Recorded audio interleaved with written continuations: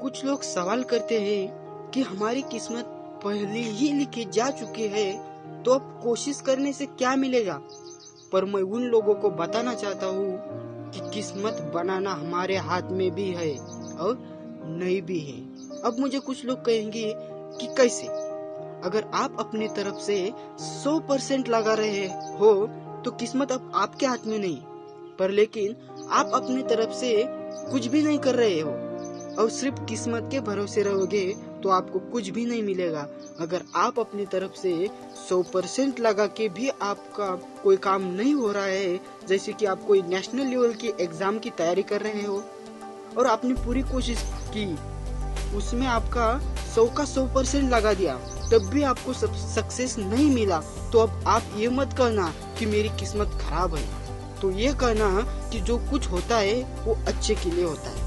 किस्मत को नेगेटिव बातों से नहीं देखना चाहिए, उसे पॉजिटिव बातों से देखना चाहिए। अब आप मुझे ये पूछेंगे कि 100% लगा दिया तब भी नहीं हुआ, तो कैसे पॉजिटिव बातों से देखे।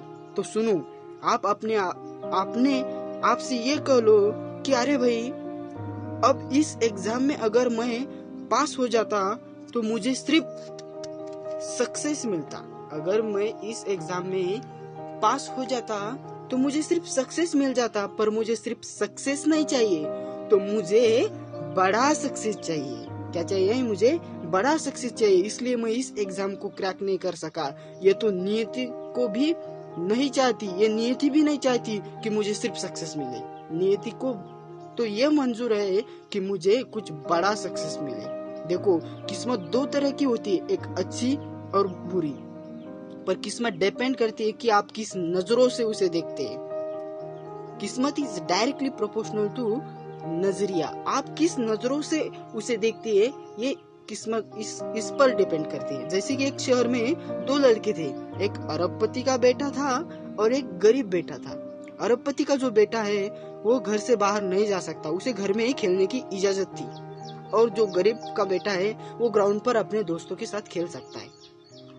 जब वो गरीब बच्चा ग्राउंड पर खेलता है तो वो अरबपति का बेटा उनके बंगले की गैलरी से उसे देखता है और ये सोचता है कि मेरी किस्मत कितनी बुरी है, काश मैं उन बच्चों की तरह बाहर खेल पाता, काश मेरे भी वैसे फ्रेंड होते।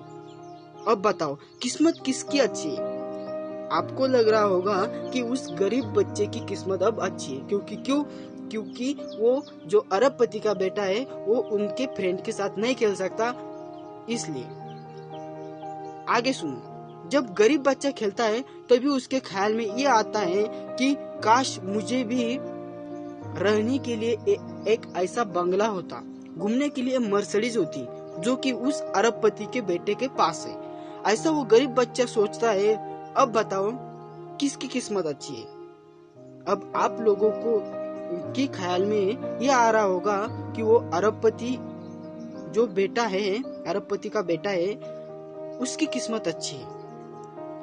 पर अगर आप जरा ध्यान से देखो इस बात को, तो दोनों की भी किस्मत अच्छी है। क्या दोनों की भी किस्मत अच्छी है? क्या उनके देखने का नजरिया अलग है?